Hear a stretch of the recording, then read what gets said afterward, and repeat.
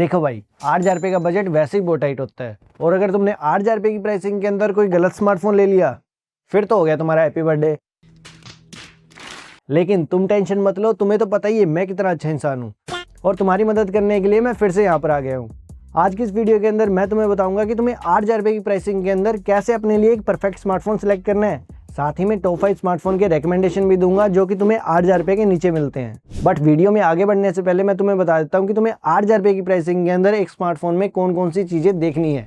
सबसे पहले हम ब्रांड सेलेक्ट करेंगे, जिसके अंदर तुम Samsung, Redmi, Poco, Realme, Vivo, Oppo, iQOO, Motorola, one plus और लावा जैसे ब्रांड्स के साथ जा सकते हो। इन ब्रांड्स के अंदर तुम्हें after sale service other brands के कंपैरिजन के अंदर बढ़िया मिलेगी, और इस लिस्ट के अंदर मैंने लावा को इसलिए रखा है क्योंकि कुछ टाइम से लावा ब्रांड काफ़ी अच्छा काम कर रहा है। उसके बाद में हमें हमारे स्मार्टफोन के लिए प्रोसेसर सेलेक्ट करना है, जिसके अंदर तुम स्नैपड्रैगन 4 Gen 2 के साथ जा सकते हो, और अगर तुम मीडियाटेक के प्रोसेसर के साथ जा रहे हो तो मेक श्योर करना कि वो प्रोसेसर तुम्हारा डायमेंसिटी 630 या फिर उससे ऊपर का होना चाहिए। और मीडियाटेक के अंदर हीलियो सीरीज भी आती है, जिसके अंदर मिनिमम हीलियो 81 वाला प्रोसेसर तुम्हारे स्मार्टफोन के अंदर होना ही चाहिए। और कनेक्टिविटी के अंदर 2026 के अंदर 5G होना तो मैंडेटरी है, और अगर तुम्हें उसी स्मार्टफोन के अंदर 3.5 mm का ऑडियो पोर्ट मिल जाए तो और भी बढ़िया। मेक श्योर करना है कि उस फोन के अंदर 4GB रैम और 64 स्टोरेज तो होना ही चाहिए। फ्रंट के अंदर 5 मेगापिक्सल से भी काम चल जाएगा, और रेयर के अंदर 13 मेगापिक्सल का कैमरा होना तो मस्ट ही है।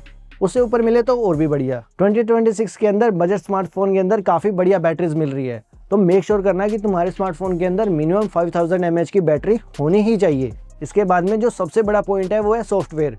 और अगर तुम उन ब्रांड्स के साथ जाते हो जिनका कि मैंने तुम्हें पहले बताया, तो उनके अंदर तुम्हें सॉफ्टवेयर अपडेट और सपोर्ट दूसरों के कंपैरिजन के अंदर बढ़िया ही मिलेगा। मेक श्योर करना कि ये 8,000 रुपये के अंदर सभी मिनिमम रिक्वायरमेंट्स थी। अगर तुम्हें किसी स्मार्टफोन के अंदर ज़्यादा फीचर मिलते हैं या फिर ज़्यादा ऑप्शंस के साथ आता है तो तुम बेझिझक उस स्मार्टफोन के साथ जा सकते हो। जस्ट मेक श्योर करना कि जो ब्रांड्स मैंने तुम्हें बताए हैं उन्हीं के अंदर से तुम कोई ब्रांड कंसीडर करो, ऐसे ही कोई अरे गहरे ब्रांड के चक्करों में मत पड़ जाना। अब हम चलते हैं सीधा टॉप 5 रिकमेंडेड स्मार्टफोन की तरफ, जो कि मेरी तरफ से रिकमेंडेड है अंडर 8,000 की कैटेगरी के अंदर। और सबसे पहला स्मार्टफोन है पोको की तरफ से M7 5G। इस स्मार्टफोन के बैक के अंदर तुम्हें ग्लास मिल जाएगा, जो कि यूजुअली 15,000 रुपये वाले स्मार्टफोन के अंदर मिलती है। तो ओवरऑल इस स्मार्टफोन की फील काफ़ी प्रीमियम है और इसकी ओवरऑल बिल्ड क्वालिटी भी बढ़िया है। ये स्मार्टफोन प्राइसिंग को ध्यान में रखते हुए बढ़िया प्रोसेसर के साथ आता है।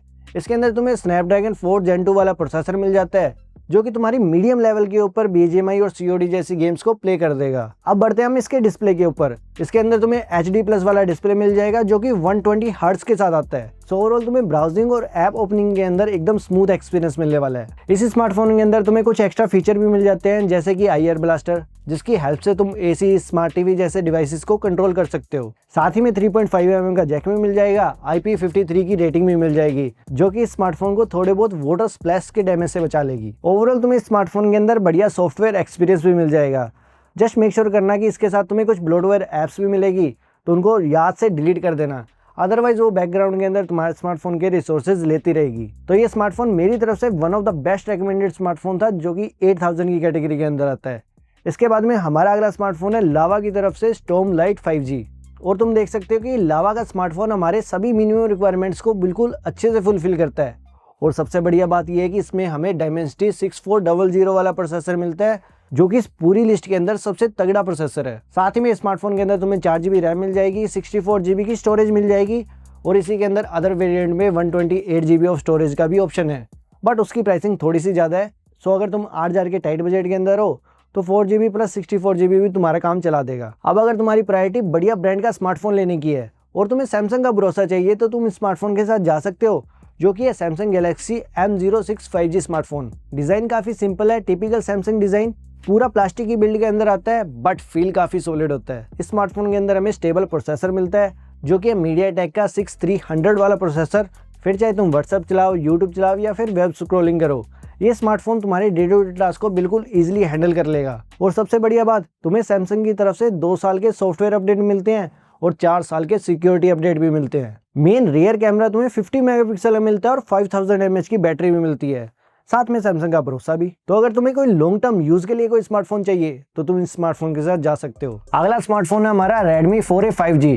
इस स्मार्टफोन को लॉन्च हुए 1 साल से भी ज़्यादा हो गया है, बट इसके फीचर आज की डेट के अंदर भी काफ़ी रेलेवेंट है। इसके अंदर तुम्हें 6.88 इंचेस का HD+ का डिस्प्ले मिल जाता है वो भी 120 हर्ट्ज के साथ। और प्रोसेसर स्नैपड्रैगन 4 Gen 2 वाला मिल जाता है, जो कि तुम्हारे डे टू डे टास्क को बिल्कुल इजीली हैंडल कर लेगा। 5G का प्रॉपर सपोर्ट मिलता है, जो कि सभी सिम्स के साथ एक्टिवेट है।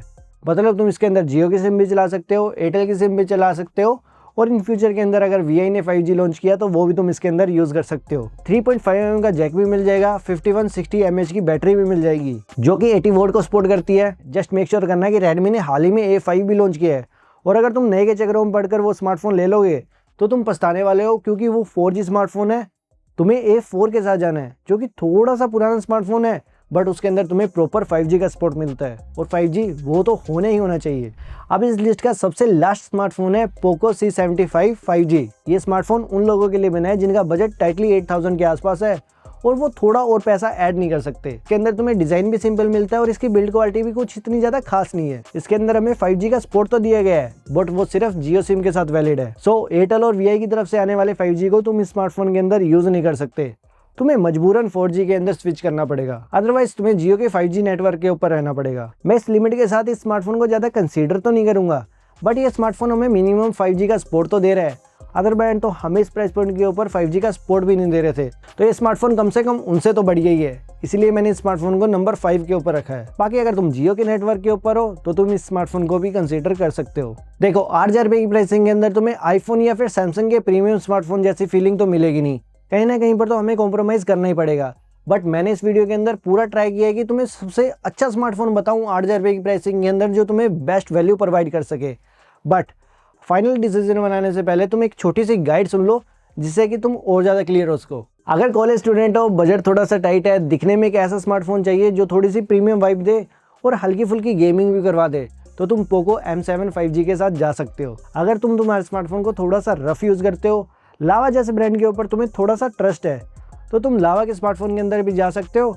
तुम्हें इस पूरी लिस्ट के अंदर उसमें सबसे तगड़ा प्रोसेसर मिलेगा। और अगर अपने मम्मी पापा के लिए ले रहे हो तो भाई आंख बंद कर सैमसंग का स्मार्टफोन ले लेना, क्योंकि तुम्हें भी पता है उन्हें सबसे ज़्यादा ट्रस्ट सैमसंग के ऊपर ही होगा। एक और मेरी फाइनल रिक्वेस्ट तुमसे ये रहेगी कि भाई तुम अगर कोई भी स्मार्टफोन ले रहे हो तो अमेजोन और फ्लिपकार्ट की लिस्टिंग के ऊपर आंख बंद कर यकीन मत करना।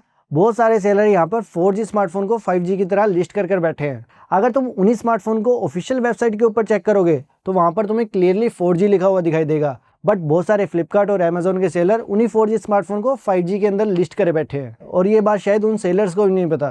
तो ऐसे ही तुम रिटर्न के चक्करों में पड़ोगे।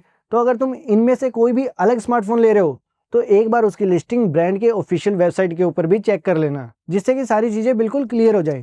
और इस वीडियो के अंदर जो 5 रेकमेंडेड स्मार्टफोन मैंने मेरी तरफ से बताए हैं, उन सभी की लिंक मैं वीडियो के डिस्क्रिप्शन के अंदर दे दूंगा, तो तुम डायरेक्टली वहाँ से चेकआउट कर सकते हो। ऐसे तुम्हें अमेजोन और फ्लिपकार्ट के ऊपर जाकर सर्च करना पड़ेगा। साथ ही में वीडियो डिस्क्रिप्शन के अंदर मैं कुछ आने वाले स्मार्टफोन के भी लिंक डाल दूंगा, जिससे कि तुम टाइम के साथ थोड़ा सा अपडेट रह पाओ। अगर तुम्हें लगता है कि मैंने इस प्राइस पॉइंट के ऊपर किसी स्मार्टफोन को बाय मिस्टेक मिस कर दिया है, तो तुम उसका कमेंट सेक्शन के अंदर नाम डाल सकते हो। मैं उस स्मार्टफोन के ऊपर एक डेडिकेटेड वीडियो जरूर लेके आऊँगा। बाकी अगर तुम्हें ये वीडियो अच्छा लगा हो तो लाइक का बटन दबा दो, और हमारे चैनल के ऊपर पहली बार आए हो तो भाई क्या कर रहे हो यार, सब्सक्राइब भी कर दो। मिलते हैं अगले वीडियो में, तब तक के लिए गुड बाय, टाटा।